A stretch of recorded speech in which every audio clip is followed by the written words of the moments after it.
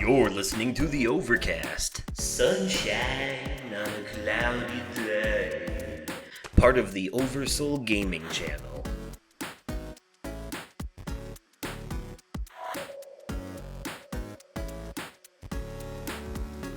Hello there, everyone, and welcome to the Overcast, your joke-making, fun-having, pop culture podcast. I am your host, Justin, aka Oversoul. And I am your co-host, Nick, aka the Vaping Fiend.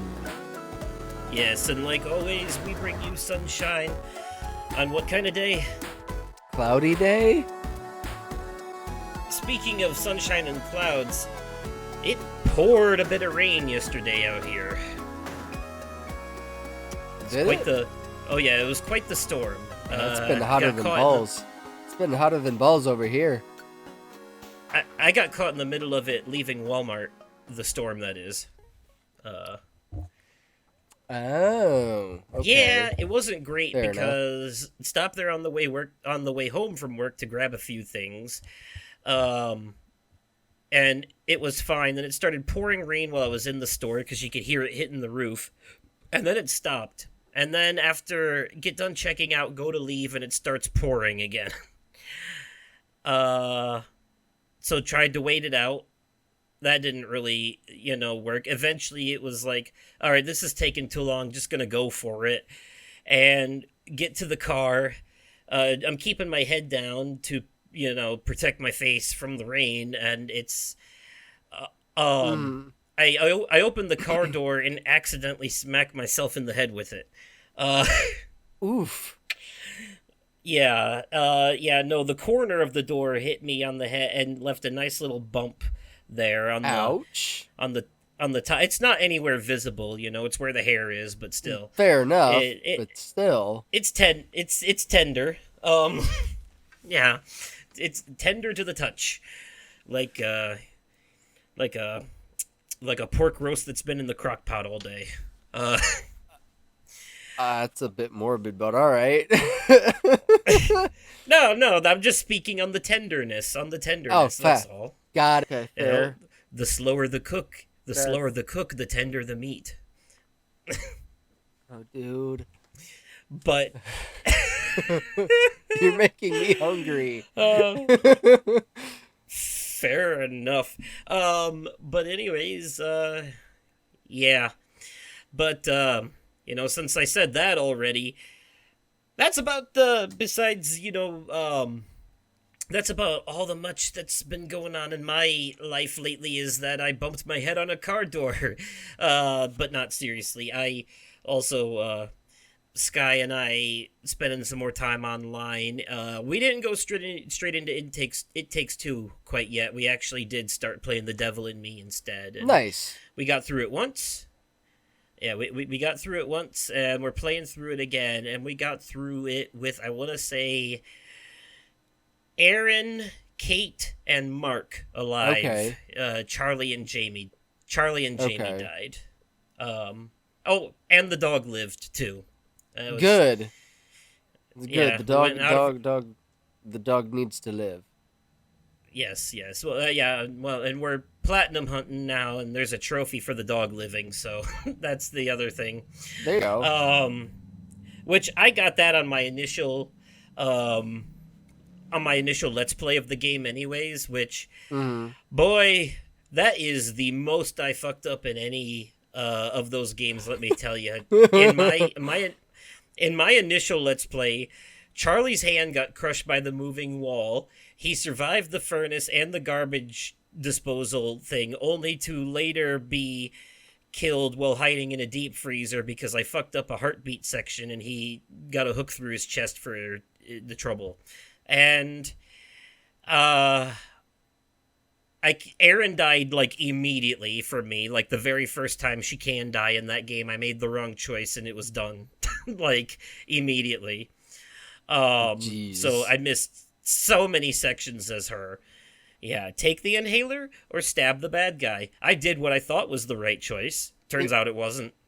So, yeah. And then Kate got crushed by a moving wall because I made Jamie make a selfish choice. I didn't realize that the screwdriver was the key to survival there.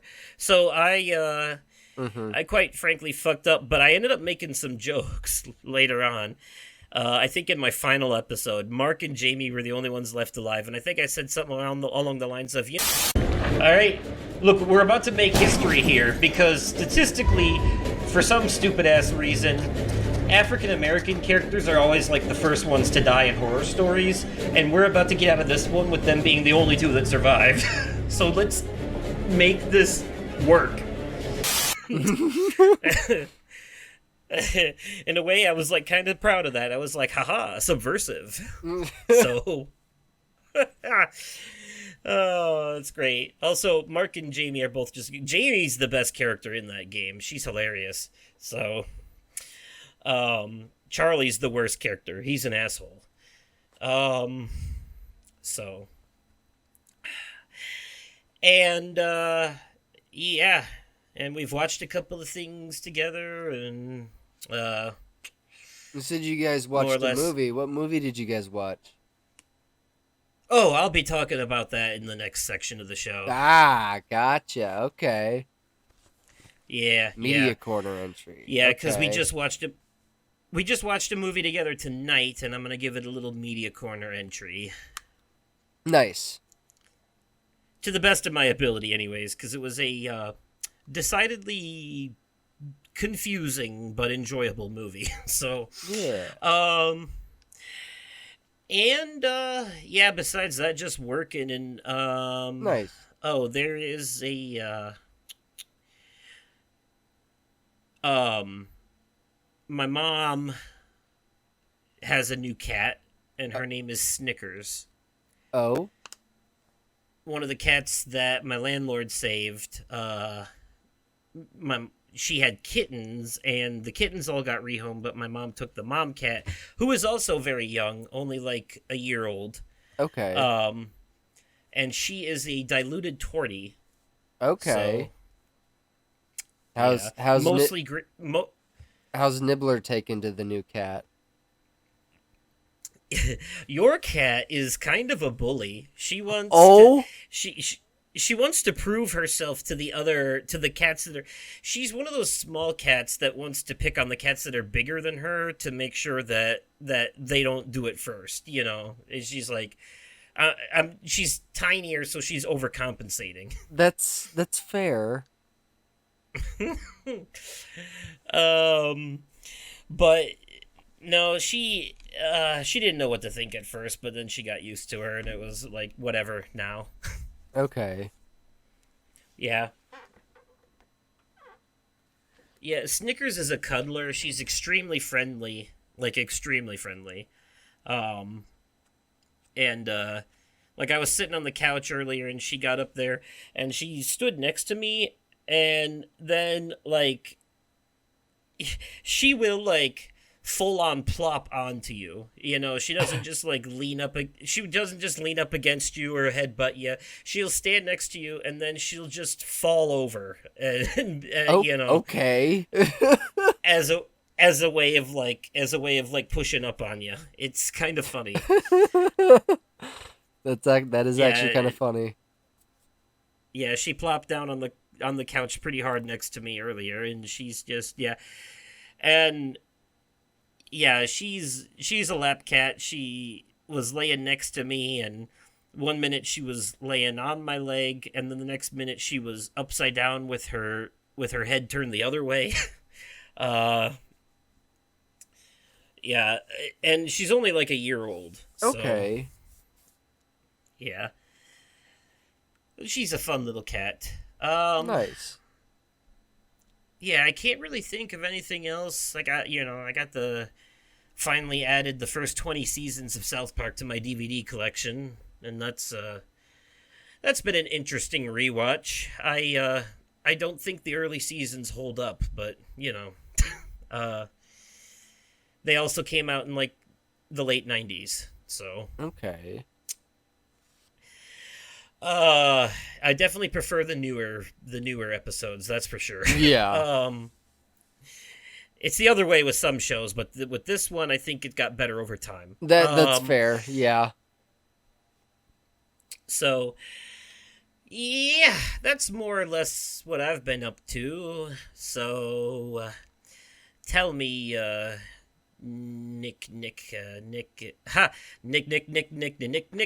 Nicholas Ludlow. What's up, bud? What? I was doing the Nickelodeon theme, but with your Oh. name. Oh. Okay. Nick. Nickelodeon. Nick.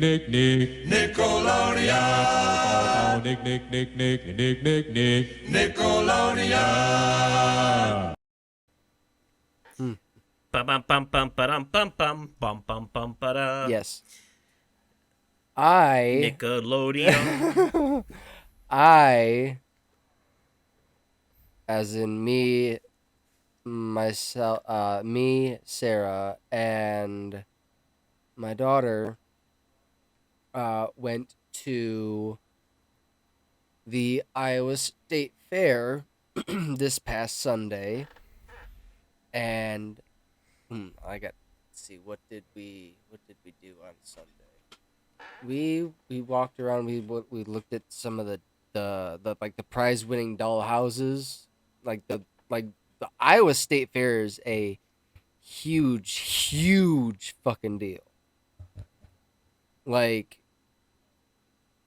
to the point where they get public transport. They have for the public transportation buses. For Des Moines, they use Dart for their city buses, and they have 3 buses specifically. 2 that go to I think the Capitol building, and one bus to one bus that goes to the one of the high schools here in town, and they're used as shuttle buses for people parking at these buildings. They fill these buses up from back to front every time, and there's like I look down the road once we get to the fair. Once we're inside, bro, all I see is a sea of people. Like there's like acres. Not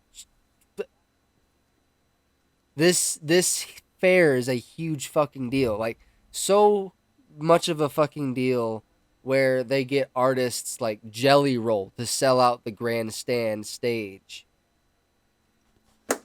They got Motley Crue there. The Motley Crue was there. This past Wednesday. Okay. Like, dude. Like, and they have these cookies. These cookies are a Iowa State Fair staple. And they're just like they look like they would be like your regular old out of the package Pillsbury chocolate chip cookie. No. These, I don't know what or how these are made. Holy shit, these cookies are good. You can get a cup of these chocolate chip cookies for $5 or a bucket for $20. They're made with love. Man. But no, I tell you one thing. That was a deep cut Simpsons reference, by the way, for the yes for the 30-year-olds out there. Yes. I bring you love. It's bringing love. Don't let it get away. Break its legs. So when Sarah and I went back on Wednesday, just the two of us, we ended up stopping at the Iowa Wild booth, and I got the Iowa State Fair exclusive Iowa Wild Corn to be Wild shirt. And it says Corn to be Wild on it with the Iowa Wild logo on it, and it's got the Iowa the outline of the state of Iowa with a star in the middle on the left sleeve. Man, they're hiding real life clothing behind exclusivity and paywalls now. The gaming industry has really gone downhill. Like, man, dude, and man, when you one thing is you may you won't leave the fair hungry, but you will, if you're not careful, you will leave the fair broke. Well, yeah, that's because it's like $17 for a corn dog. I mean, you can't. Dude, how much did I pay for my pork chop on a stick? I did. Too much, I bet. I did. It was fucking tasty though. I think it was. It better be, or that's just the placebo effect telling you it tastes better than it actually does because you want it to be worth the money you spent. No, it was tasty. Fuck, what was it? I think it was like $10. Maybe I think it was. I think it was $10 for the pork chop on a stick. Hell, the fucking turkey legs were $18. And those were big honking. That's a lot. That's a big old turkey leg. So I can understand why those things are $18. It better be a. For $18, it better be a goddamn Flintstone sized turkey leg. Damn, it might as well be.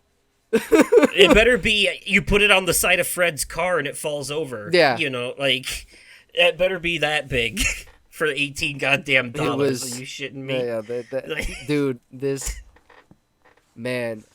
I'm telling you, Iowa State Fair is something else. Like, for that amount of money, better have to tie it to the roof of my car to take it home. Man, I was saying that she got me these 3 different vinegars, and I'm gonna use them with something, or I might just dip bread in it. But she got me the. It's the company is Pickle Creek Herbs, and then the 3 that she got me was apple strudel balsamic, strawberry basil balsamic, and jalapeno balsamic. I said specifically. Is this vinegar or vinaigrette? Infused vinegar. Okay. It's infused vinegar. And I think the jalapeno balsamic would go really good with like a pork roast. Okay. Yeah. Yeah. Yeah. Yeah, I could see that. I don't know. I'm doubling back here a little bit but when you said that you went back to the fair, just the two of us, you said immediately that song popped into my head. Just the two of us. We can make it if we try. All right, that's all the more I can sing before I have to pay royalties. That you know. Fair enough. But yeah.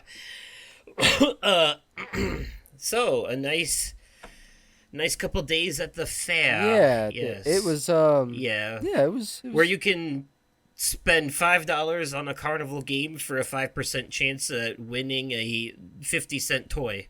Dude, I we didn't even play any games. We didn't do any rides either. And there were so many rides. So many rides. yeah. At this point, if I'm paying that amount of money, I'm definitely doing at least one ride. I, like that's It was like the tickets were only like $11 to get it in advance. I think they're like $11 in advance just for entry. I'm at least getting on the scrambler once or twice. Let it toss me around a little bit. I'm good on all the heights based shit though. Like I don't need to do the zipper or the Ferris wheel or any of that crap anymore. That's fair. Um, I I've done it. I've been there, done that. I'm done. I don't need it. we went around and we looked at all the like the prize winning animals. Like there was the prize winning bull. I forget how big he was, but his name was Teddy Bear, and he was I think they said he was the world's biggest bull, or something along the lines of that. I don't quote me on that. Hmm. Yeah, when I used to go to the county fair He, as a kid, he was a champion or bull. get dragged to it, I guess I could say. I used to hate the rodeo, but I loved the demolition derby. Oh man, yeah, he was a That was champion bull, but there was there was another that we looked at the prize winning pigs, and one of the I had to laugh at one of the names of the pigs, and I took a picture of the name, and it's Mr. Hog Tua. oh Jesus. I couldn't help but laugh. Like it was Holy guacamole! What the fuck?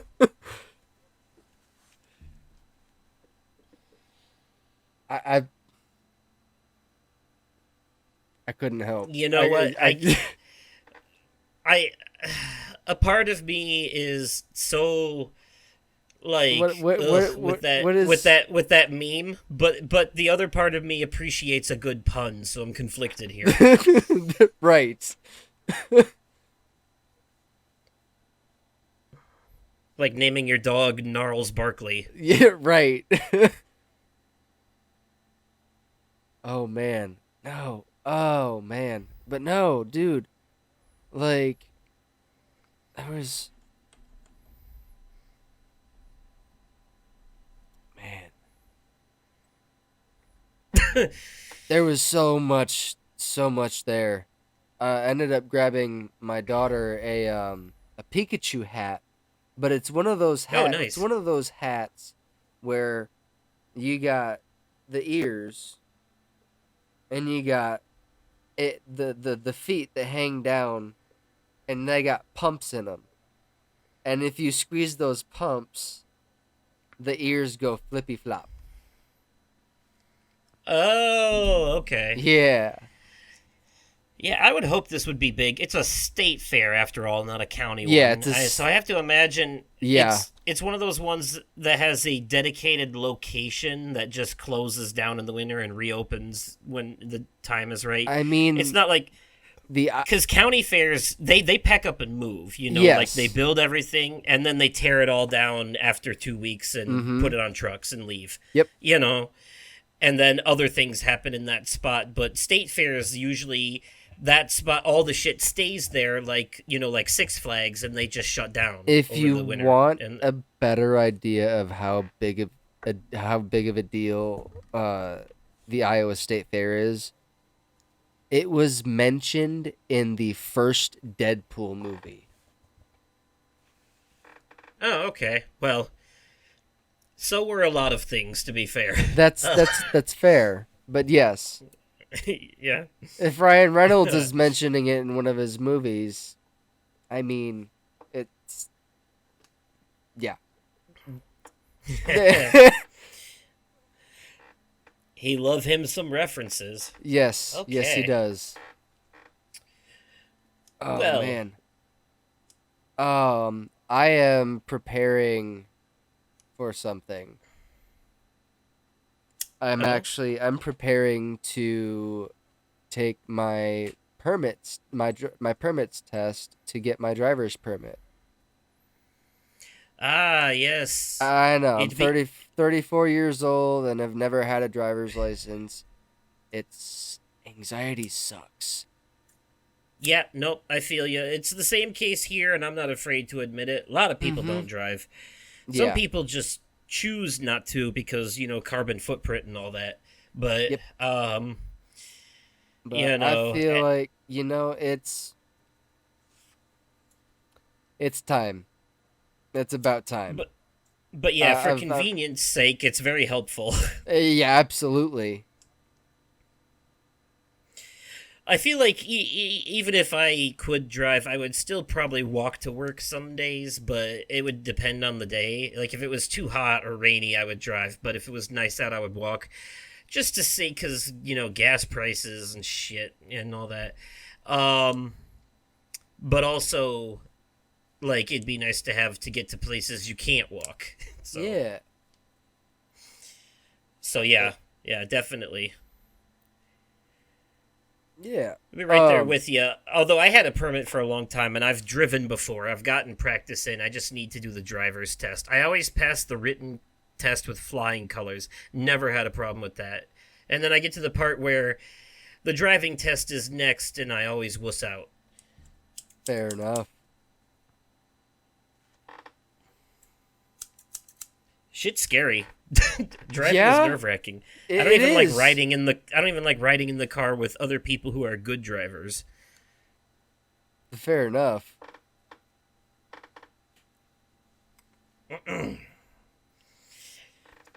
But all right. It's Anything else of note? um work's been I mean I think really the only thing I'm trying to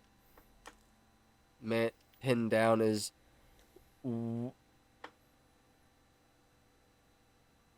remembering what to do, or remembering basically going remembering what to do after I come back from a break, or like just remember, like, I need to get down to a routine.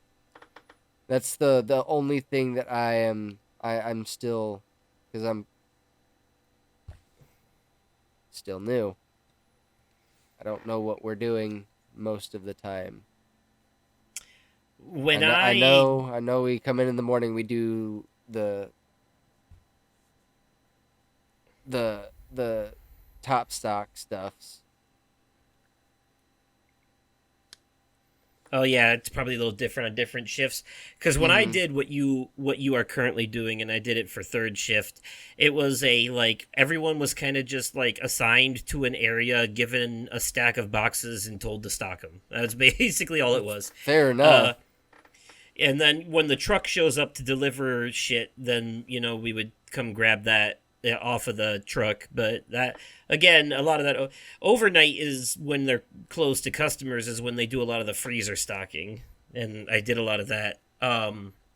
Cold stuff, frozen stuff. But I also did like toys and sports. Okay. Um, and yeah, it was mostly like work on what you got until break and then come back from break and keep working on the same palette you were working on before. That's how it was for us. Yeah, Uh, no, it's we were mostly isolated. Sometimes there'd be like two people to one area. Like, there might be two people doing makeup and hygiene, but like mm, some of us we did areas like I would do the toys area, for example, completely by myself, which I preferred. fair enough. The frozen section would always have a group of people working on it, but Mhm. there was a point where we all had to like if there was enough cold stock, we all had to drop what we were doing and go over there because shit had to be put on the shelf by a certain time. And Ooh. there's only so much room in that deep freezer, so Yeah, no, I got smart the other day, and Was it yesterday I got that? Yes, it was yet. No, I got smart yesterday. So the hoodie that I had been wearing to work uh, is isn't as thick as I would like it to be. So what I Mm. did before I started my shift yesterday is I had seen a hoodie that had like a Sherpa on the inside, Sherpa fleece on the inside. And I'm like, Oh, okay, nice. I need to go grab that. I need to buy it real quick so I can. So when I go to do the freezer, it's not as overwhelming. So I did that, and then I got myself a pair of better fitting work gloves this morning. Um, because they don't right now they don't I mean that's like the store has their store given gloves, but they're a little loose fitting on me, and they only have the one size right now. Oh, okay. Yeah. Well, there you go. Yeah, I spent Nothing. some time. I spent some Nothing time too. doing the doing the the milk and the juice and all that. Those Mm. all Oh, I'm all get over the stocked. place. Those all get stocked from the inside. It's hard to stock the snacks because the oh my gosh, the top shelf the snacks area is the absolute worst. It's such a mess up there. Sounds about right. But oakley dokley then. I Yeah. say now sounds like a good a time as any to transition over to the media corner. Yes. Congratulations, Reg. It's a squid. All right, everybody, here we are at the media corner, the part of the show reserved for news, reviews, recommendations, and sometimes previews as well. And it sounds like we both have two things this time. A bit of a lighter week this time around. Yeah. Yeah. Um, and quite frankly, the two things that I have, I squeezed both of them in today. So that's Oh, nice. yeah, yeah. So I'm gonna start this time. This one's fresh on my mind too. And earlier today, when I got home from work, I sat down and watched a recent, as in this year, recent horror movie that is now Oh. available on Hulu. And Oh. that movie is Immaculate. Um, yes, that is the That's on name. Hulu? That is the name of the movie. Yeah. Yes. Yeah. Okay. This movie stars Sydney Sweeney from Euphoria. Um, Okay. and it basically so it takes place at what I could only describe as a retirement center for old nuns. Um, Okay. where these younger devout religious girls come in and kind of take care of them. It's like a hospice center for these Yeah. old respected nuns that are kind of like on death's doorstep, and they just kind of give them a nice last few days, Yeah. or weeks or months or however long it takes. But um well, it doesn't take long to figure out that there's something sinister going on in this place, and the main character, uh, I, I think it was Cynthia or something like that.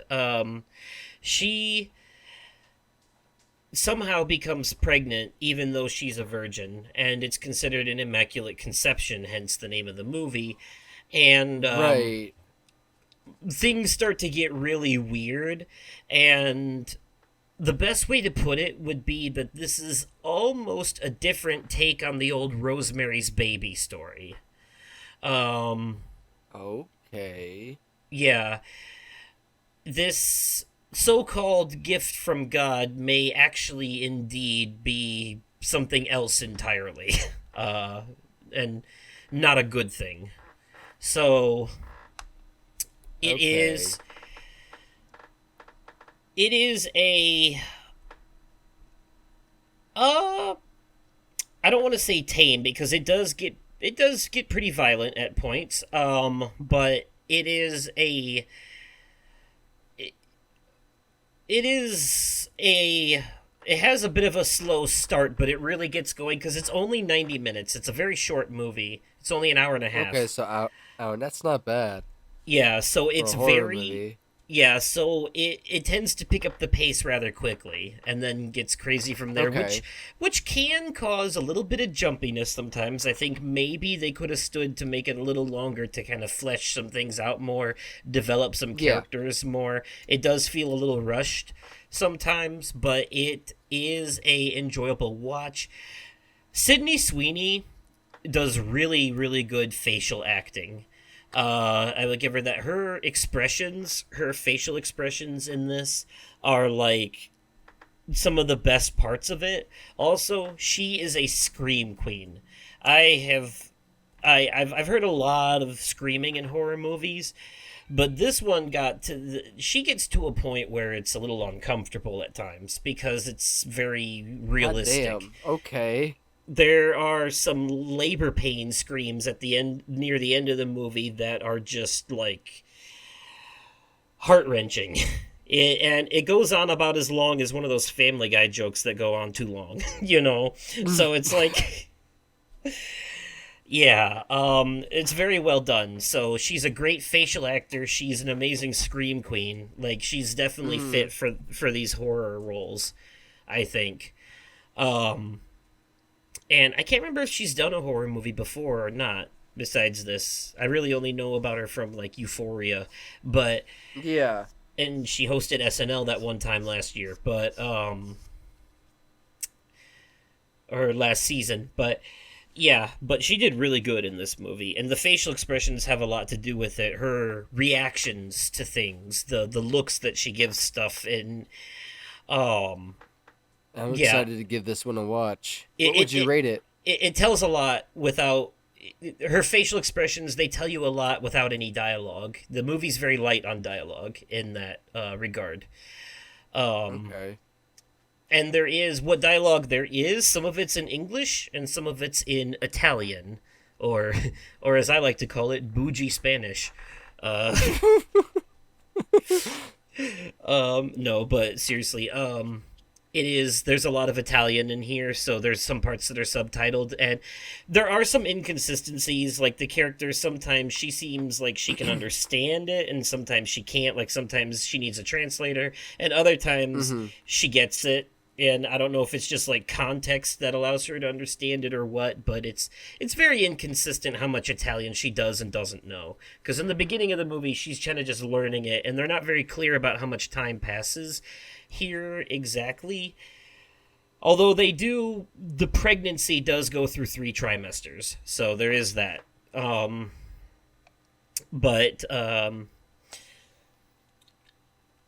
yeah, it is a very intense movie at times. They do there's some really good suspense in there, and a real good, like, what I would equate to a chase scene in a horror game through some catacombs at one point. Okay. And the lighting was really good in that part. Because the only light source is from a flashlight, and they play with a lot of things there. Also, there are a few jump scares in here, but they are not reliant on them. This is more about atmosphere and disturbing you with what this supposedly nice Catholic getaway definitely has some secret culty shit going on down below. And Okay. yeah, and it's really about that unnervingness, the way that they silence anyone who starts to notice shit and stuff like that. It'll some of it's disturbing to watch is the best way to put it. Okay. Um and it gets real intense at times.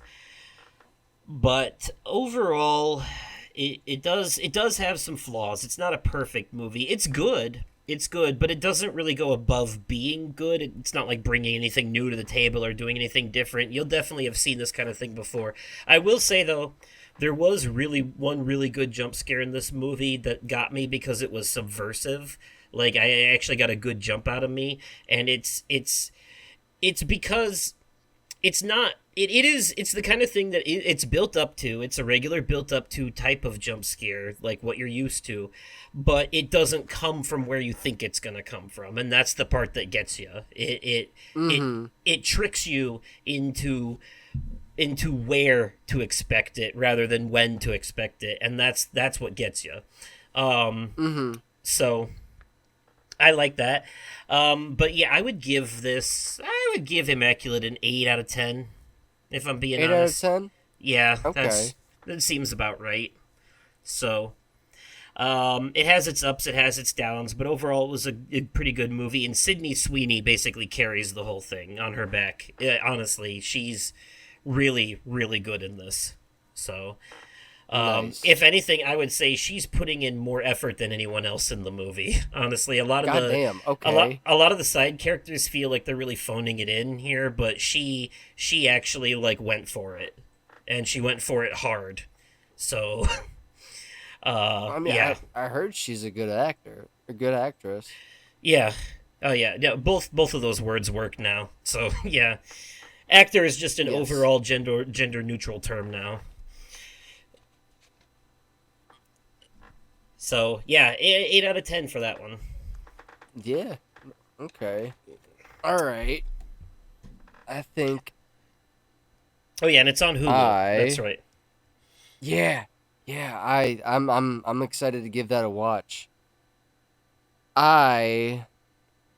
Uh. My first thing is, let me turn the volume down on my phone so I don't accidentally uh pl- tap on one of the songs. But I was so excited for this album to drop, and it finally dropped yesterday. I've slowly, like, been trying to get through this band's discography, but the first song I ever heard is the title track, and the title track came out in 2019, called Popular Monster by Falling in Reverse. And Popular Monster now is a full length. It's the title track. So we've got the title. The first track was it's titled Prequel. It's, man,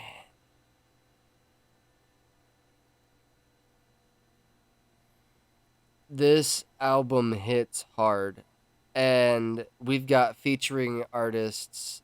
Uh, we've got Jelly Roll. He's the featuring artist in track 3, titled All My Life. Uh, we've got Tech Nine in Ronald. Um, that song is by far the some of the heaviest work I've heard from this band. I Ronnie think Radke I think is a fucking master on the mic. I think Tech Nine was on a Gorillaz song in their latest album. Oh, nice. Now I will say they do have a cover on this. It's the last track, and they covered, not necessarily covered. They reimagined uh Last Resort by Papa Roach. Okay. And I would say that song would be like, I'd say like a power ballad. maybe. Interesting. Because there's no guitar in it whatsoever. Okay. Huh. Out of all of the songs on this album, I think you would like All My Life featuring Jelly Roll. Maybe Zombified. I know for sure Last Resort.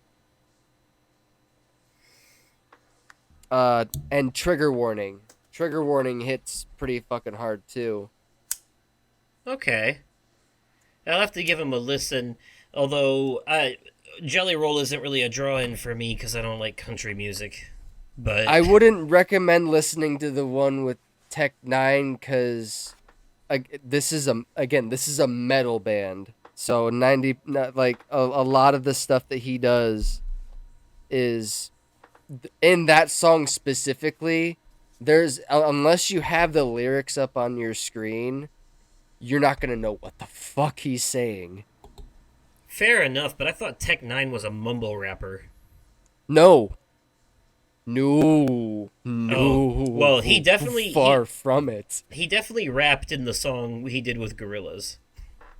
Okay. Yeah, I'll have to show you what I'm talking about. I'll send it to you later. You'll see. Um, but yeah, okay. But popular I'd have if I had this if I had to choose. Oh, tough that's a tough one. Choosing your favorite song on the album? Yes. Because there's so many good songs. Oh my gosh. And I've heard a lot of them I heard before the album came out because like Popular Monster was already out. All My Life was out. Ronald was out. Voices in My Head was out. Watch the World Burn was out. Zombified was out. Last Resort was out. The only ones that weren't were Prequel, Bad Guy featuring Soraya. Now, Soraya, for a lot of people that don't know, Ronnie Radke is dating the Soraya from AEW. She's formerly known as Paige in the WWE. But Okay. she's the featuring artist in the song Bad Guy. That was not out. Trigger Warning was not out, and that one, oh my god, that one's political. Right. Yeah, it makes Hence the sense. name Trigger Warning. No Fear was not out. But I'd have to if I had to choose one.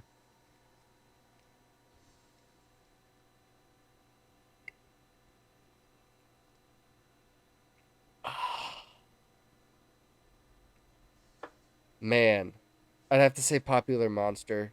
Mainly because that's the song that got me started on this band. Okay. I mean, that's that's fair. So, do you have a rating for this album overall? 9.5 out of 10. Okay. Are there any songs on it you don't like? Because I gotta be honest, even my favorite artists, I don't think there's a single album where I like every single song on it. There's at least always one or two that I'm like, eh. This entire album is like okay.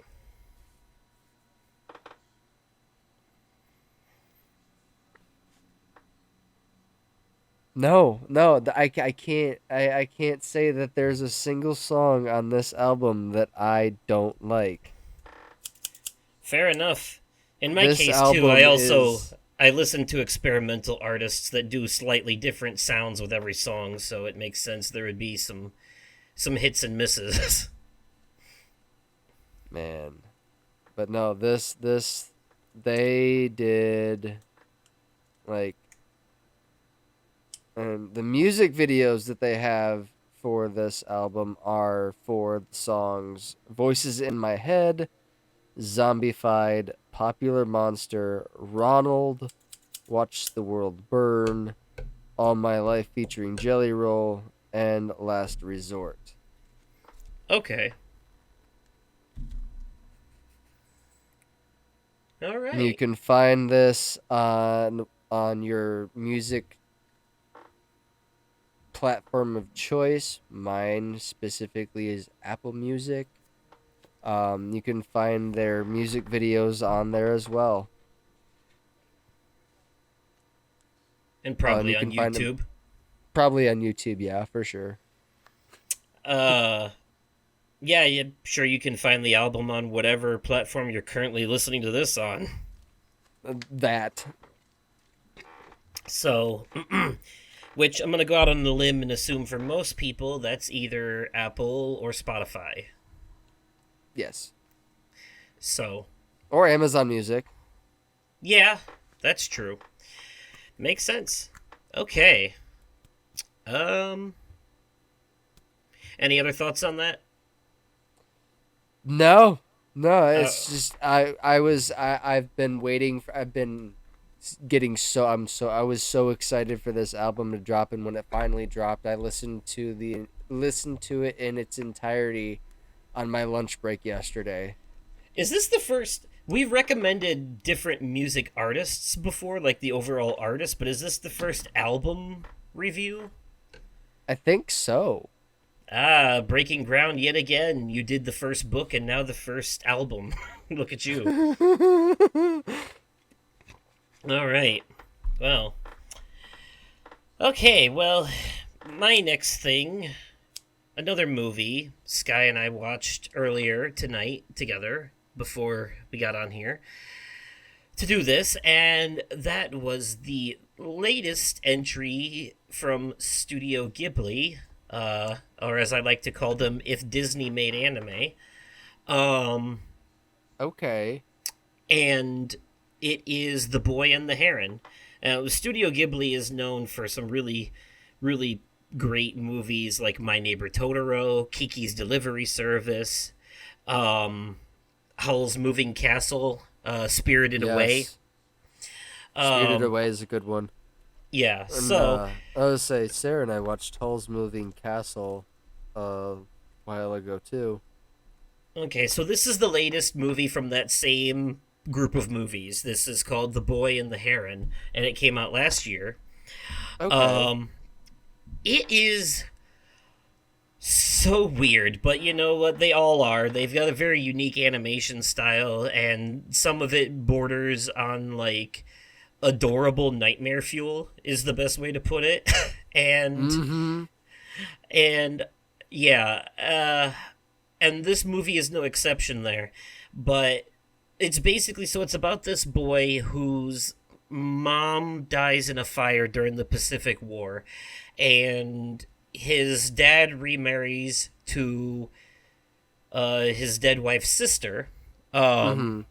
and they move out into the country together, and he's having trouble at school, he's having trouble adjusting and everything, and he goes out and he finds this like weird tower that they're trying to keep him away from, and there's a heron, and that's mocking him, stalking him, trying to like get him to come to the tower, and eventually he does, and it leads to a fantastical other world where he's trying to save a woman who weirdly enough looks just like his mom.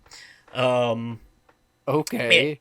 yeah, and it's this it starts off very simple, and it quickly dive like goes into some extremely weird territory. I can't even begin to explain it, but to say that I would equate it to like Alice in Wonderland in terms of the oddities going on screen sometimes in this movie.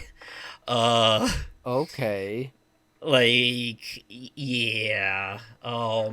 But there's a there I watched this movie. As I watched it, I didn't recognize pretty much any of the voice cast. And then when the credits started rolling, I was like, holy shit, that was that person and that was that person. And oh my God, this movie has Christian Bale, Dave Bautista, What? Florence Pugh, Dan Stevens, Mark Hamill. Yeah, I didn't realize Holy any. shit. I didn't realize any of them were them until the credits rolled, honestly. Okay. You know, I also feel like I need to watch this movie again to really fully absorb it because, since we were spending time together, her and I, we were also kind of talking and stuff, and we were still Fair enough. we were paying attention, but like this this movie is, I don't know, man. One minute the kid is fighting bullies at a school, and the next minute he's fighting off cannibalistic pelicans. I can't. What? Yeah, it gets so weird. It gets so weird, and there's like a little guy living inside the heron too, and it makes some creepy visuals when he starts coming out of its mouth. It's so fucking weird, but I really enjoyed it. Like I don't know how else to explain this movie, but odd. And I was warned that this is a movie that would make you sad and it would make you cry, and I can see how it would at some points. But I gotta be honest, I very very easily cry during sad parts in movies, and this one didn't quite grab me like that. To be fair, I was also a little distracted by the subtitles because I watched an English version of the movie, and for all the great voice actors that are in it, the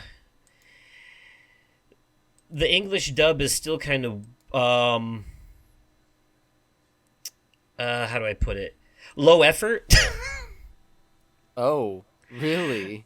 Yeah, and it's not on the voice actors themselves. It just feels like the translation, there was something lost in like they didn't do a good job translating. And you can tell because the copy I watched had hard-coded subtitles, and the subtitles show what they originally said in Japanese, but the subtitles are English, the audio is English, but the subtitles don't match the audio all the time because the subtitles are showing a direct translation in English of the original Japanese dialogue, whereas the audio being dubbed is more modernized, I guess you could say, to be. Okay. Yeah, so for example, there's one part where a character says, after that wave, it'll be smooth sailing from here on out, but the subtitles say something like, after that wave, it'll be plain sailing instead of smooth sailing. Shit like that. I Okay. noticed, and that kind of distracted me a little bit, but otherwise, I'm gonna give it another watch because it's not like, it's obviously, there's no such thing as a bad Studio Ghibli movie. They're all fucking masterpieces, and goddamn the art, oh, such beautiful animation. It is, like, there are some scenery shots in this movie that are just absolutely breathtaking. They look like a painting. It's so good. You said it's called The Boy and the Heron? Yes. Yep, and I'm pretty sure this movie won some awards at the Oscars. So, Okay. yeah. It was up for best animation too. I don't remember what it won exactly, but If it's a Studio Ghibli film, I'll definitely have to give it a watch. oh yeah, you would enjoy it, but this is definitely the kind of thing that I don't know if I would recommend watching this in a certain mindset or not, because I feel like you have to watch this movie twice. You have to watch it once bone dry sober and then watch it again under the influence of something because it's too, you have to be able to understand it but also appreciate how weird it is at the same time. Yeah. And yeah, it's a very weird movie, but I know there's a lot of metaphors in there. It takes some weird turns, and it's a 2-hour movie, so you think some things could connect a little bit, but it's just like one minute we're in the tower, and then suddenly this old guy that wasn't there before shows up, and he's like, guide him to the thing, and then it's the and then you go through a portal and then there's pelicans and suddenly there's a pirate and they're like, hi, I'm a pirate, I'm gonna take you to the place, and then they take you to the place. It's very Kingdom Heartsy in the way that it kind of just yada yadas its way through location to location travel. It's kind of it heavily exposits in some areas and then yada yadas over other areas, and it can be a little confusing sometimes. But also, Dave Bautista's in this movie playing a giant king parakeet guy, so and he yells a lot. So there's that. By the way, Dave Bautista can do a great angry anime yell. I've learned watching this movie. So, Oh, yeah, that's the kind of thing I think would get your attention. The fact that he's in it and that he plays a giant parakeet and he screams a lot. well, those other names definitely draw me in too. There's one scene where he's literally yelling at a elemental force and he was like, "Let us pass! Yield to us!" It's great. I enjoyed this weird ass heartwarming Disney on acid mixed with anime movie. It's so fucking weird, and I loved it.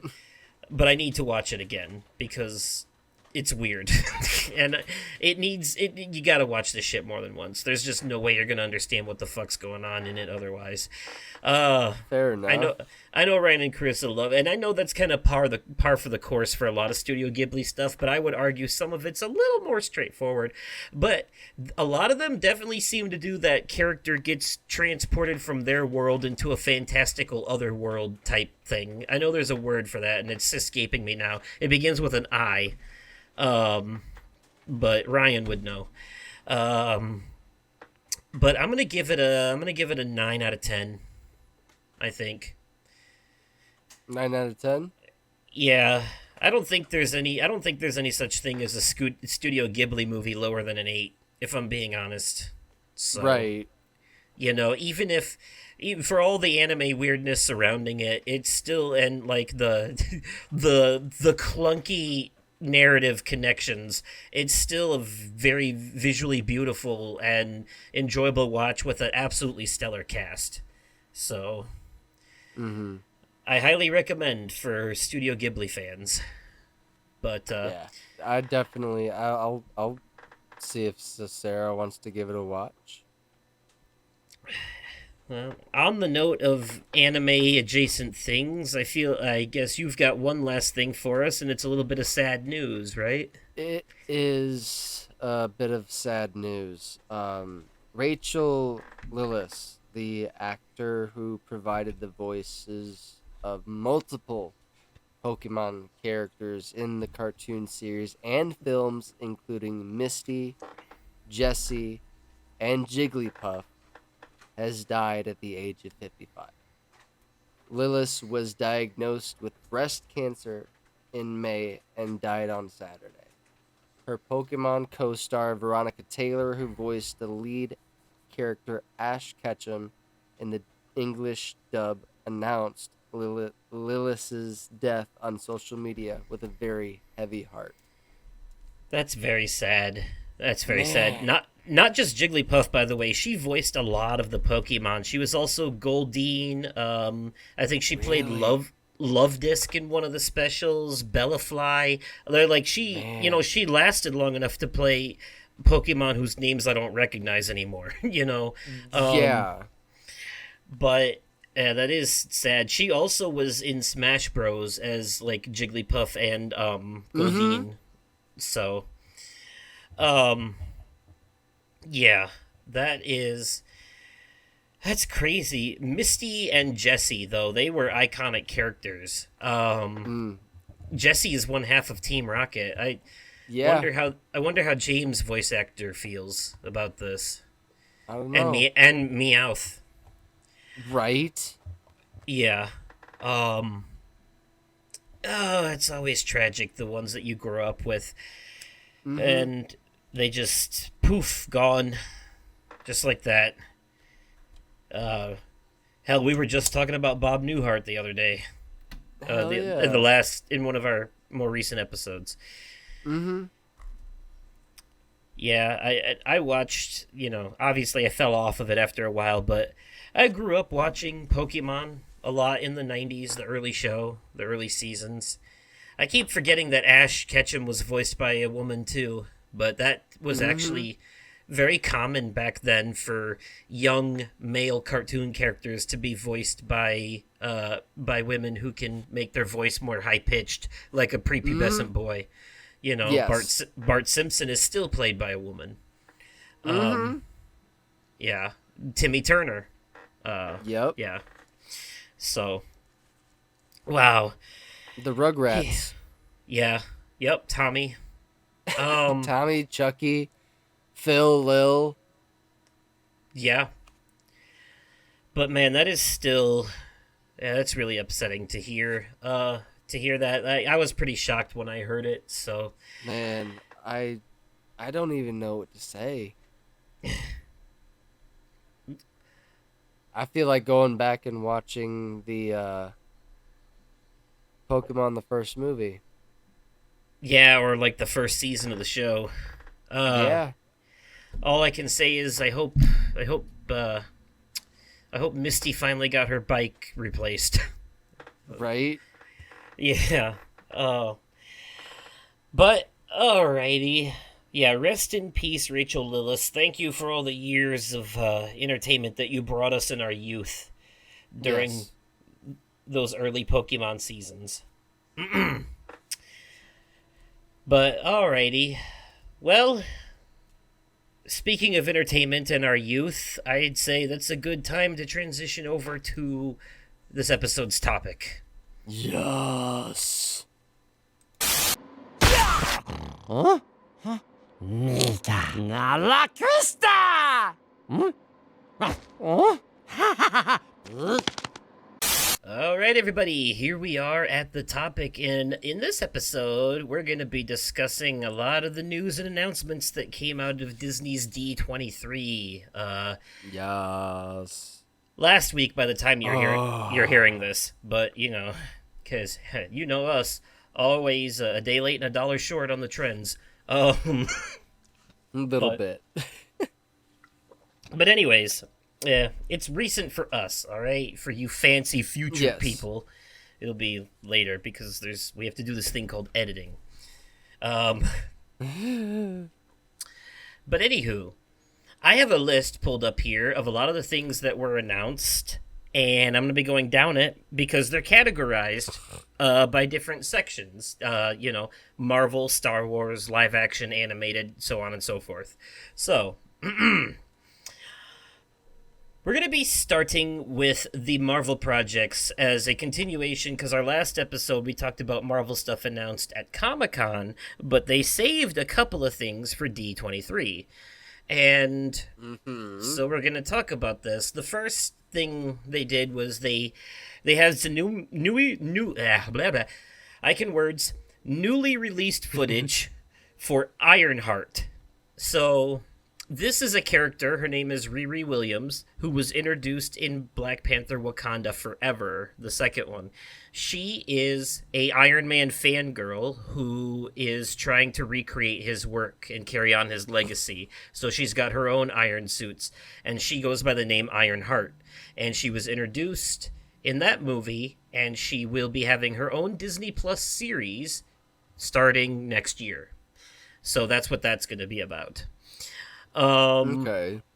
I think this is again another character that they're bringing in to build up to the Young Avengers that eventually. Makes sense. That would make sense. Because there was, you may remember that that end scene from the Marvels where Kamala Khan shows up at Kate Bishop's apartment and says she's trying to recruit her and build a team. That's the Young That's the Young Avengers because Kate Bishop is the new Hawkeye. Yeah. Introduced in the show Hawkeye. Speaking of more shows, we got a first look moment at the continuation of Daredevil Born Again, and so Daredevil had 2 seasons, and then he came back for the Defenders crossover with Jessica Jones, Luke Cage, and Iron Fist, but he's getting a reboot in the MCU as Daredevil Born Again on Disney Plus, and it's going to be an R-rated series, so it'll be just as violent as the Netflix shows were. And yes. And they're bringing back the entire original cast. We already knew we were getting Vincent D'Onofrio as Kingpin again, but we're not only that, but we're also getting John Barenthal as the Punisher in this, Nice. reprising his role from the Netflix show. So the Punisher will be in the new Daredevil show, and it'll be the Punisher that we all like because John Barenthal did a fantastic job as Punisher on the Netflix show. So, Deborah Ann Wool is coming back. Eldon Henson is coming back. Froggy, or Foggy. I mean, Foggy Nelson, was it? Yeah. Um, so basically, we weren't sure if we were getting the original cast back or not, and now we know we are, and that's big news. That's exciting Hell news. yeah. You Hell know, yeah. to know that they're all coming back, and knowing that they're bringing in Punisher, I can only hope that they slowly bring in some of the other characters from the Defenders, but the one I would like to see come back the most is probably Jessica Jones. I would like to see her come back a bit more than Luke Cage or Iron Fist. Although I wouldn't mind any of them, but she was really good. Kristen Ritter, was it, who played her? She did a fantabulous job, if you ask me, on that show. So, and next we got new footage of Agatha All Along coming out this October, and it was basically just like a new trailer for it. It's going to be a nice little Halloween show because it's all about witches. Nice. Let's see. Oh yeah, and there's some Fortnite stuff going on with Disney now too because of all this. Doctor Doom and War Machine are gonna be coming in. There's gonna be some Avengers related weapons and stuff in the new season. In fact, I think that new season started yesterday as of the time of this recording, and like some of those new weapons include like Iron Man gauntlets and Captain America's shield and shit like that that you can find on the map and use against other players. I think there's going to be a Doctor Doom skin in the Battle Pass. So, Okay. yeah, and there's going to be a bunch of Avengers shit going on the map. So, as well. All right, so before I move on to live action, what tickles your fancy here in the Marvel section that we just talked about? Was it at Comic-Con that they announced that they showed off Red Hulk for Yeah, and that was a separate thing. We talked about that already. I'm saying out of these three things that they showed off at D23 here, Ironheart, Daredevil, and Agatha All Along, which one tickles your fancy the most? I would have to say Daredevil. That is the correct answer. Yeah. No, I would have taken any answer, but yeah, I have to agree with that, definitely. I would say in priority order, it probably goes Daredevil, then Agatha All Along, then Ironheart. Yeah. So next we have the live action section. And can I start this one? Can I? Yeah, because I know there's at least one thing here that you definitely want to talk about, so let's get that out of the way. Yes. I could not be happier of the way Stitch looks as a CGI animated character. Mm-hmm. I am glad they didn't decide to go more realistic. I'm glad they decided to stay with cute and fluffy. Yeah. I'm very, I'm also very impressed with it. I think I think it's giving Detective Pikachu vibes in the it animation really style. is. Like they went It with is. that, and that's the right call. I think. I I'm glad that it's getting a theatrical release as opposed to being immediately released onto Disney Plus as an original.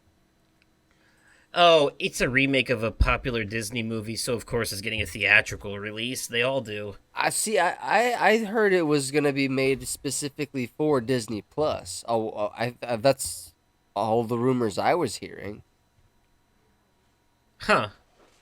Well, yeah, Yeah, okay. I'm surprised. I would that would have genuinely surprised me if they didn't give it a theatrical release.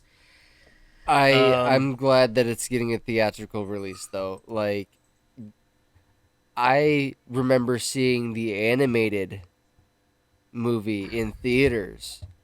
I can't wait to take my kid to see this one in theaters. yes, I really hope they do it justice. I really hope they do too, because I'm, I'm s- gonna I'm be so if mad they're if they gonna if they mess anything up. and if they're gonna put like I would almost I mean, a part of me wants them to be very true to the original, but another part of me kind of wants them to branch out a little bit. And if they're going to go with that animation style, kind of do like Detective Pikachu did and show a little more, bring Sparky in or the sandwich guy. Like, at least bring in a couple more. Don't make it just Stitch in this. I'd like to see a few more of the experiments because he's Well, 600. I mean, He's 626. There's 625 of the other fuckers you can show us too. You know. you've also got like Jumba, Pleakley, And uh Gantu. Yeah. Captain Gantu. That I'm sure they'll stick with the same animation style as they did for Stitch. It's going to be harder to pull off with them though cuz they're not fuzzy, they're slimy. But again, they did it with the Pokemon. Yeah, So, yes they you did. know, Yes, indeedy they did. I want to see more than just Stitch experiment wise in this movie. I think that's my wish. I hope they at least put Sparky in it. I'd Yeah, like to at least see Sparky because I think he would look cool in that animation, or maybe a post credit scene with Sparky hinting to a sequel or something. You know, right. like how they brought Tails in at the end of Sonic, the first Sonic movie. Mm-hmm. That'd be cool. But okay. Besides that, we also got a look at season 2 of Percy Jackson and the Olympians, Oh, so excited. So excited. the TV series Can't that wait. does the books more justice than the movies ever did. Uh, Yes. this uh it says 3 more characters will enter the mix in the installment, and this will be based on the Sea of Monsters. Hmm. I cannot wait. We're getting a new Tron movie, Tron Ares. And the soundtrack is being done by Nine Inch Nails. Yeah, and this movie's got Evan Peters, Jared Leto, and Greta Lee in it. Um, Ooh, okay. I like that. Nice. I like that Evan Peters is in it. I like him. I remember seeing Tron Legacy in was it Real D3D? Yeah, this brings a couple things to me. One, I am excited for this because the visuals in Tron Legacy were amazing. So imagine what they can do now. And Right. but the other thing though is this makes me kind of mad that Daft Punk retired because their soundtrack for the second movie was phenomenal, and it fit because they're an electronic band. You know, um they did like Mm-hmm. electronic techno and shit, and that's perfect for like a computerized world. Nine Inch Nails does not exactly scream cyberpunk to me. Uh You know who they could have gotten who does techno in their music? who? Styx. Sticks. Oh, Styx. STYX Sticks? Yes. Are they still making music? I I think it would be something that they could get back together for. Oh, Do like a reunion. Mr. Roboto 2025 edition. Uh um yeah, I don't know. I just feel like there were better choices than Nine Inch Nails, but we'll see how it turns out. I am interested. I don't know if that's the best, but we'll see. I'm also curious where they're gonna go with the story here because it doesn't look like there's any returning cast from the first two movies. So I don't know if it's because Tron Legacy was about the kid of Jeff Bridges' character from the first movie. Yeah, this might be an entirely new story. Yeah, it's feeling that way.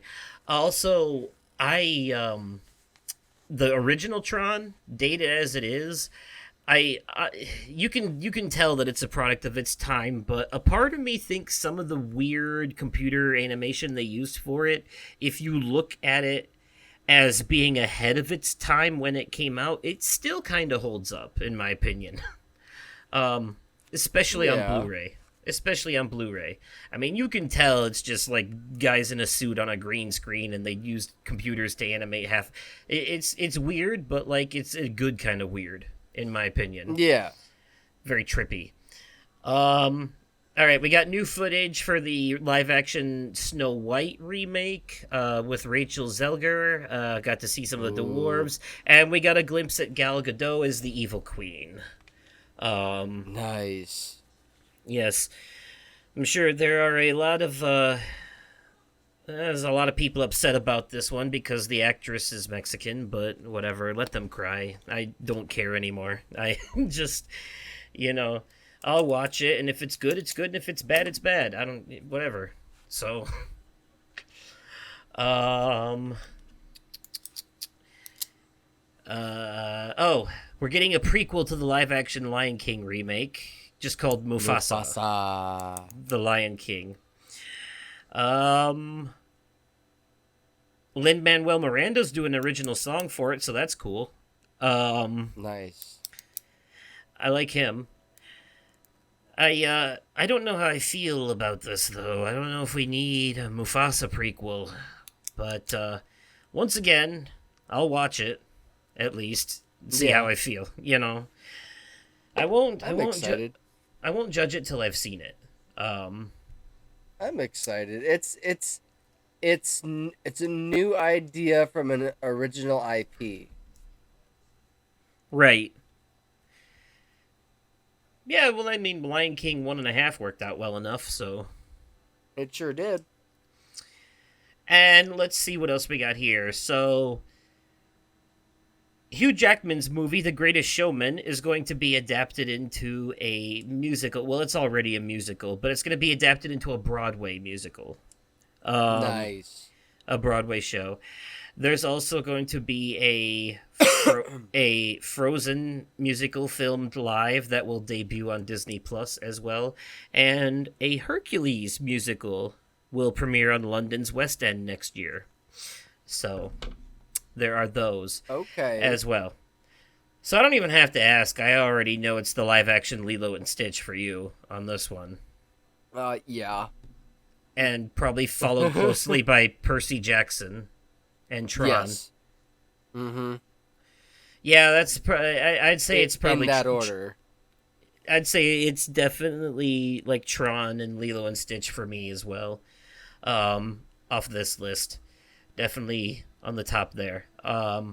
Okay, Star Wars. Let's see what they got. They've had a lot for us lately. Star Wars is basically its own MCU now with the amount of content there is. Yeah. But I hear, most of it's good. I'm behind on it. I haven't watched anything since the latest season of Mandalorian, so I still haven't seen Ahsoka or Andor or what the hell is the new one? The Acolyte or something like that? I don't know. The Acolyte, yeah. Yeah, but I mean to, and I also mean to eventually watch Rogue One and Solo and all that. I'm gonna do it eventually. At some point, I'm just gonna sit down and just binge the entire Star Wars franchise in chronological order, starting all the way back with the Phantom Menace, and then the Clone Wars, and then the Clone Wars cartoons, and all the shit that takes place then, and then Revenge of the Sith, and then all the shit that takes place between that and the fourth movie, and so on and so forth. There's a lot of stuff between 6 and 7 now too, because of the Mandalorian, the Book of Boba Fett, So, anyways, but we're getting some more stuff. So there is another series coming called Skeleton Crew that is about space pirates, and it's gonna have Jude Law in it. Okay. So we got a glimpse at that. Andor is getting a season 2. Um, Okay. and let's see. And here's the big one: The Mandalorian is getting a movie called Mandalorian and Grogu. That'll be Nice. directed by John Favreau, aka Happy Hogan, aka Spider Man's babysitter. Uh, Yes. yes. Um, this will mark the first feature film in the Star Wars franchise since before COVID, by the way. Really? The last full length Star Wars movie to come out came out before COVID. It's all been TV shows since then. Oh, you're right. And that was wow. Uh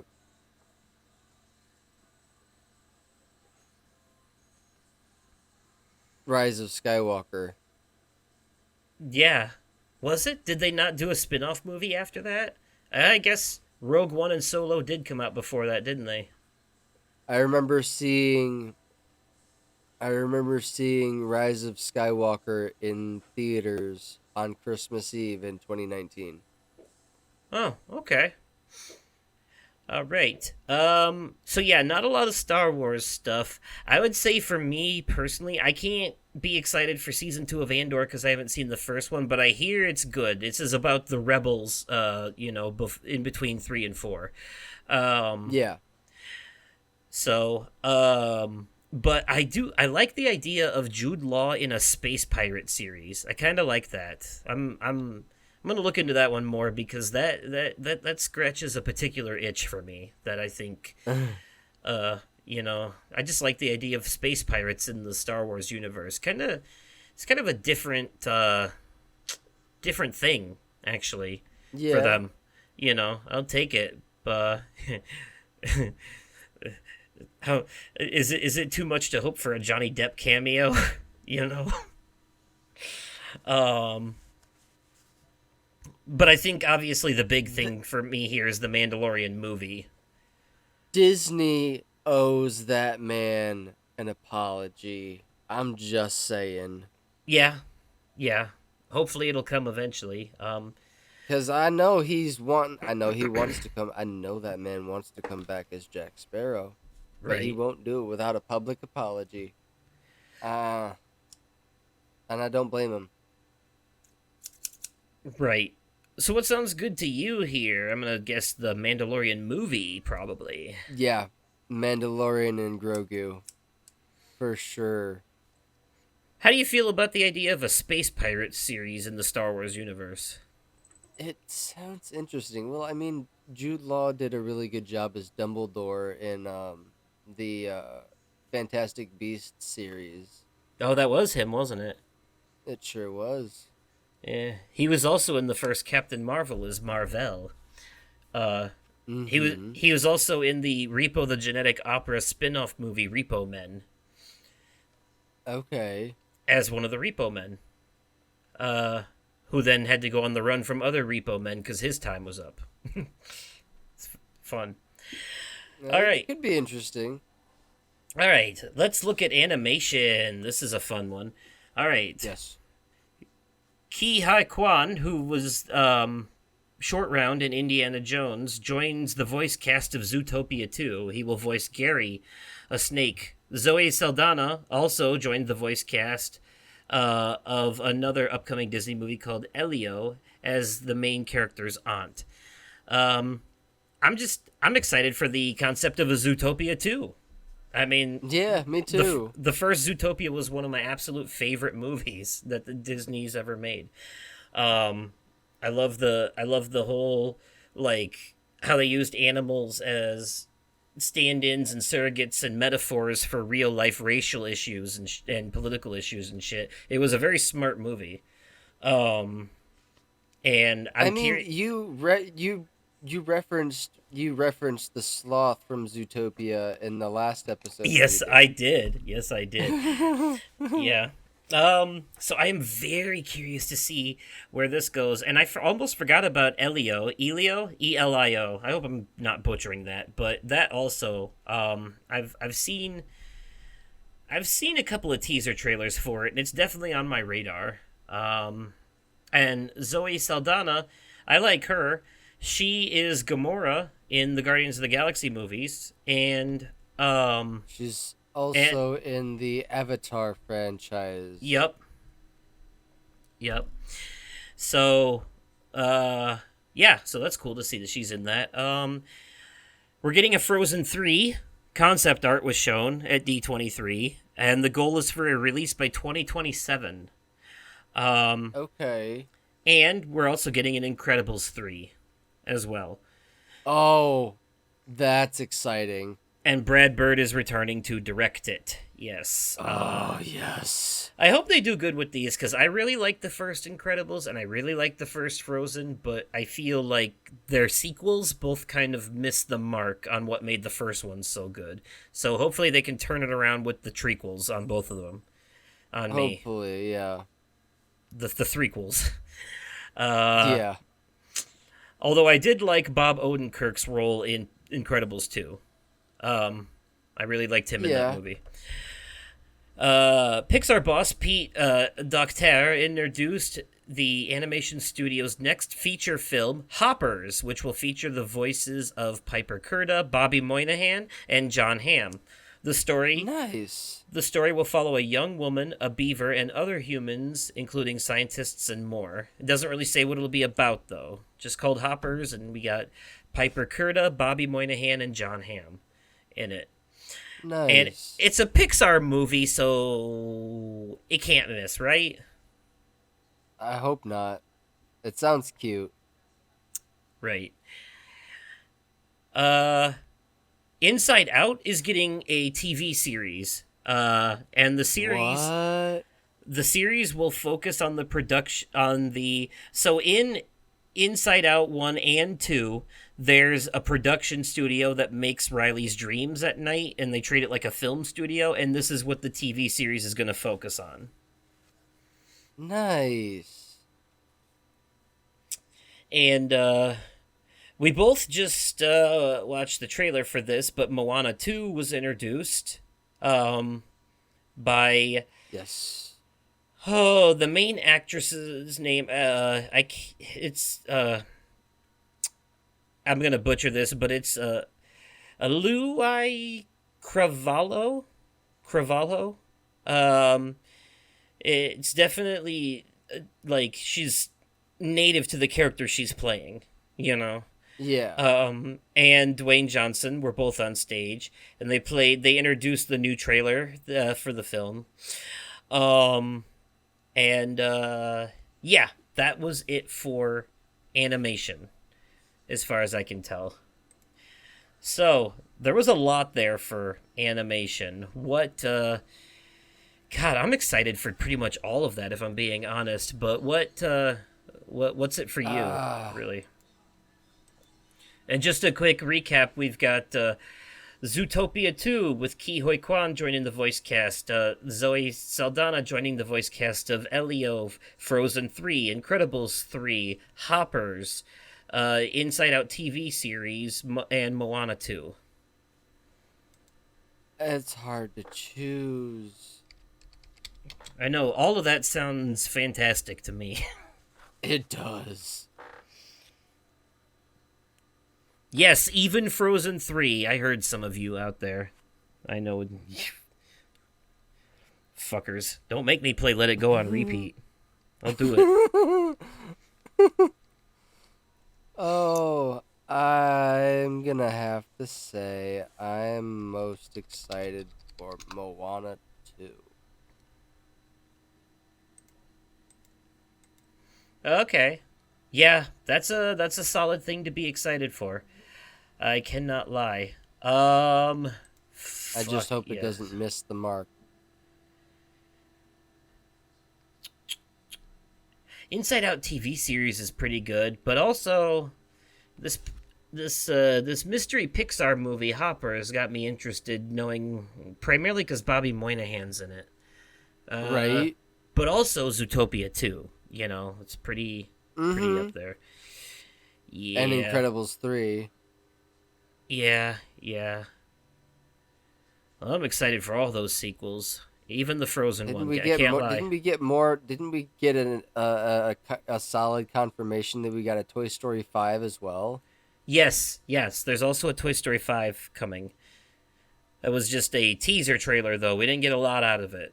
But I guess from what I heard, the story this time is going to be the toys fighting the electronics for the humans' affection and attention. Oh, Very they're going super fucking relevant. super modern, super relevant. The toys versus the iPads or whatever, you know? God damn. Okay. Yeah. It's starting to give we're running out of ideas vibes, and I don't know. Yes. This is clearly just a cash grab at this point. I really, really didn't like the fourth movie, and I wish they would stop. The third one had a perfect ending, and I thought the fourth one was really stupid. They turned Buzz Lightyear into an absolute moron in that movie. Yes, they did. He just keeps accidentally his way into success, and it's so contrived. Everything happens by pure convenience and happenstance in that movie, and it's just it goes nowhere. Ay. The third one had such a perfect, beautiful, heartwarming ending. Why would you keep with this? Normally, I don't care that much, but this one just seems it's this one and Fast and Furious both feel like insults that they keep going for me. You know, like personal attacks. Yeah. I don't know. Anything else, whatever, it can keep going past the time I'm dead, and I won't give a shit. But these two franchises, for some reason, it genuinely upsets me that they haven't stopped. Yeah, that's fair. Or that they didn't stop when the ending was perfect. Maybe it's because the other franchises haven't had a good ending point yet, and I'm waiting for them to get there. But Fast and Furious 7 and Toy Story 3 were perfect endings. And I don't if you keep a story going after a perfect ending, it just doesn't. It would be like if they rebooted Supernatural and found an excuse to bring him back and kept going after that series finale. You know what I mean? It would be I think they're almost talking about doing that too. No, it's an insult. Why would you do this? Why would you? Why would you, for a lack of a better term, dig up that grave? It was already put to rest. It's just See, that's the kind of when you have a perfect ending, you stop. You don't keep going. It's stupid to keep going after you had a perfect ending. That's why I'm skeptical of the next Final Destination, because the fifth one brought the series full circle in the most perfect way. It did. You know, you have to stop at some point. You just can't keep going. Look at what happened to Family Guy. I still love it, but come on, man. To say the current season is anywhere near as good as like season 4 is an absolute lie. You know, they still have their moments, but fuck. Put that horse out to pasture already.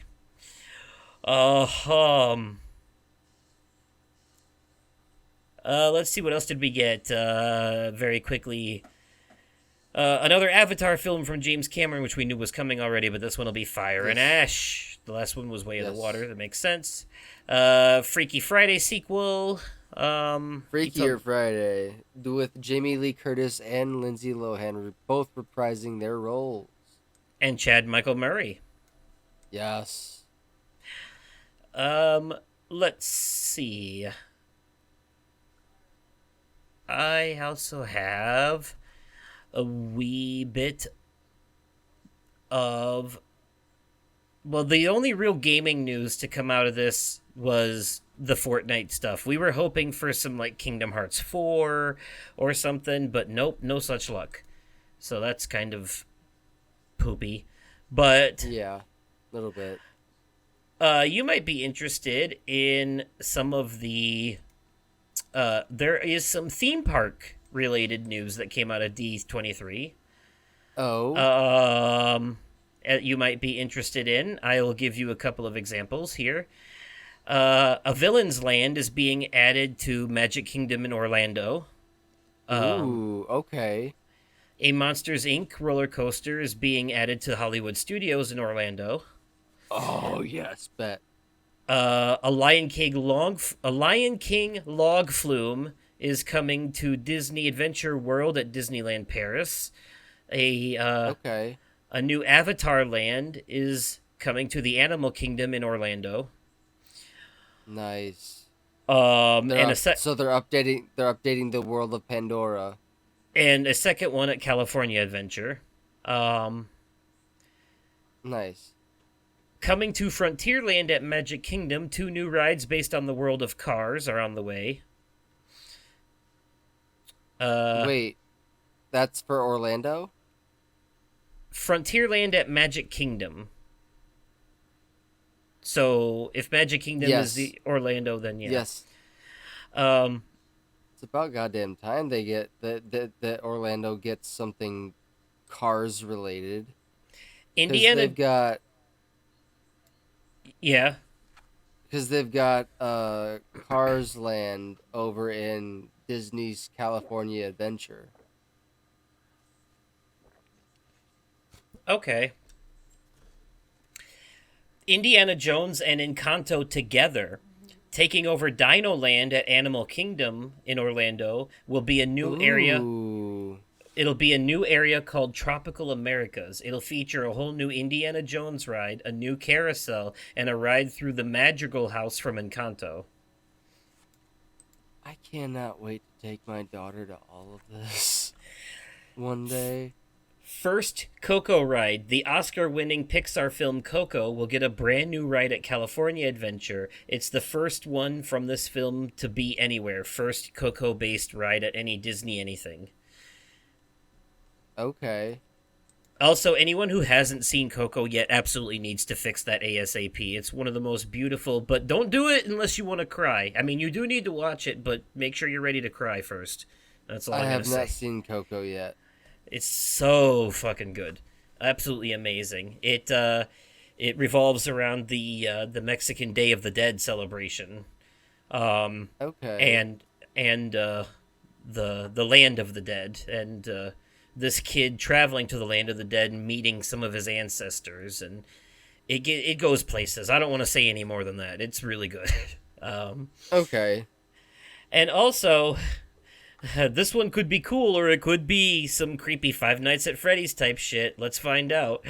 Next year at Disneyland in Anaheim, we'll get a new show about Walt Disney's life that will include an audio animatronic character of the man himself. That's giving Bendy and the Ink Machine vibes, if I'm being honest. Yeah. So we're getting an animatronic Walt Disney. I'm sure that'll end well. That's right. Sure, this is how some horror movies start. Oh, Right. Disney Star Wars Smuggler's Run ride is getting a Mandalorian update as well. Nice. It's part of the Star Wars Galaxy's Edge Yes. stuff. Yes. So, and Robert Downey Jr. is back as Iron Man for two new Disney Marvel rides that they're making. They're going to use his voice to play Iron Man in these rides that they're making. There's one Oh, called that's amazing. There's one called Stark Flight Lab, and it'll be at Avengers Campus in California. It'll have you and a friend in seats that get spun around as part of the new experiment by Mr. Stark. And he'll also be joining as Iron Man in the previously announced Multiverse Avengers ride, which we now know is called Avengers Infinity Defense. Okay. Yeah, park guests will travel across time and space visiting Wakanda, Asgard, and eventually New York City in a battle against King Thanos. Oh, that's amazing. Construction on these rides begins next year, by the way, so it's going to be a while before they come out. Yeah. Also, across the pond, Shanghai Disneyland is getting a Spider-Man roller coaster, and Hong Kong is getting a Spider-Man drop tower. Nice. So, yeah. So those are, so a lot of these though were things announced for Orlando, which is cool because isn't that the one that you would usually go to? Yes. Okay. Walt Disney World Orlando is where my dad is like 15 minutes from Disney. And so Magic Kingdom and Hollywood Studios and all that is part of that? Yep. Animal Kingdom as well. Okay, so most of this shit's coming to you. Okay. And Frontierland is part of Magic Kingdom, so that's part of all that too. Yes. Right, right. And so yeah, Frontierland is getting the Cars rides and Dino Land is being replaced with Tropical Americas for Indiana Jones and Encanto. Okay. Huh. That's awesome. Well, it's like you looks like you're going to be planning a Disney trip sometime in the next few years, I guess. Once they get these rides built. That's the plan. I mean, you got plenty of time. I, They're not even going to start building them till next year, so. oh, I know. I just taking my daughter to down to Florida is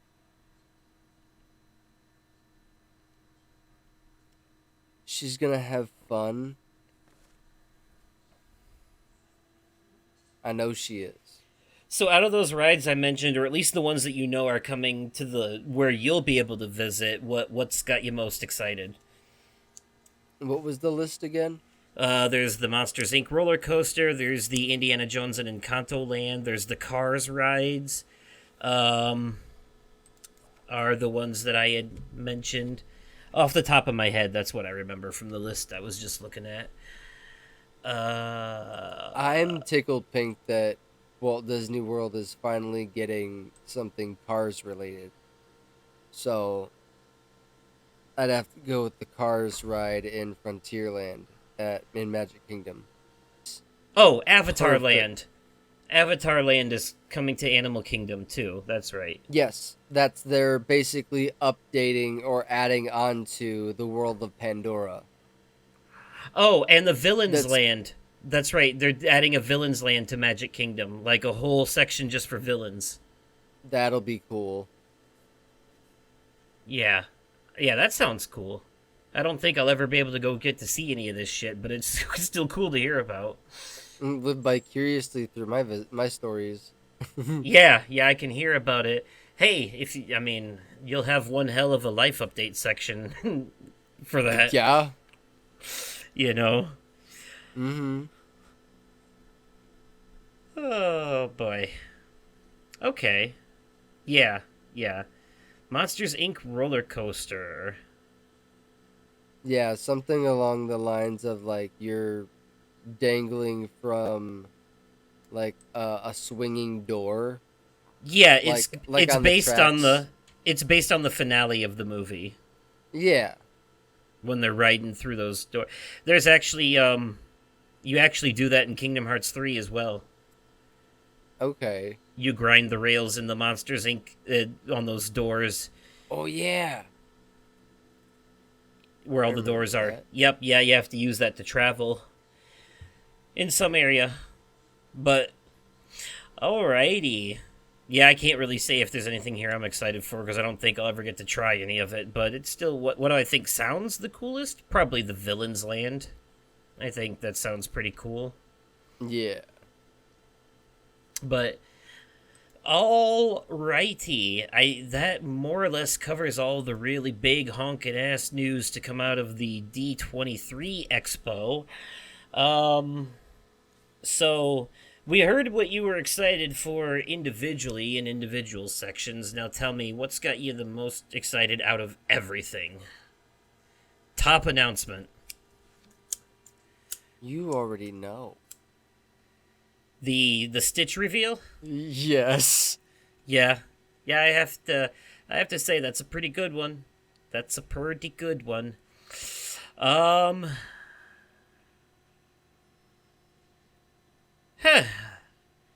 It's a hard question. It's my own question, and I'm gonna have a hard time answering it. But I think it's either the Mandalorian movie or just the idea that there's a Zootopia 2 coming. I think those are pretty big for me. Okay. I'm gonna have to go with, but also Daredevil's original cast coming back is also pretty solid. I think Hell yeah. if I had to say like there's one thing overall, not even particular announcement, but just like thing like revealed in general that has me the most excited is just the fact that John Barenthal's Punisher is going to be back in the next Daredevil. Hell That's probably the coup de grace for me, right there. So Fair enough. because he did a fantabulous job. So all right, any final thoughts on all this Disney, Marvel, Star Wars stuff that we talked about? Oh man, I'm just glad Disney does one of these things too. Oh yeah, they do one every year. Quite honestly, I know they do. Yeah, no, I'm glad.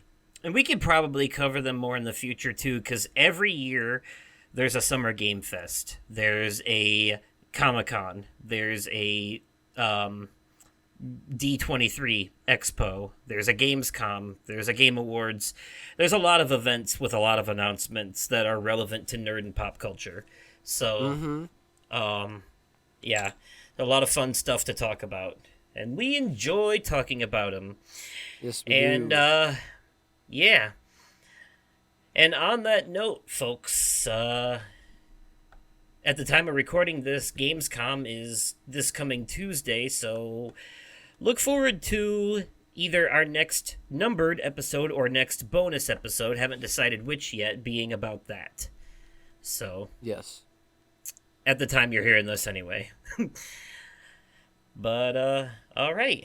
Well, let me know your thoughts of all this Disney news, and let me know about your favorite announcements and stuff in the comments down below if you're watching this on YouTube, and also smash that likey-de-ikey button. But also, if you're listening to this on one of the many audio platforms like Spotify, Apple Podcasts, and yada yada, we always appreciate a nice email if you want to send one in. That's podcastoversoul@gmail.com. Very simple. And also, I'm over on Twitter at Oversoul53. Drop me a DM, they're open. So, yeah. So you can find me over on Twitter at the Vaping P. Wow, the Vaping Fiend. The vaping Words peen. are- The vaping peen. Wow, words are hard. Yeah. And over on TikTok at the Vaping Fiend. Yes. Yes. That's TikTok, not TikTok. TikTok. Yes, you can find the Vaping Fiend on TikTok. You can find the Vaping Peen on TikTok. Alright. What? And on that note, and on that very glorious mic drop, we bid you a fond farewell. Good night, everybody. Bye-bye.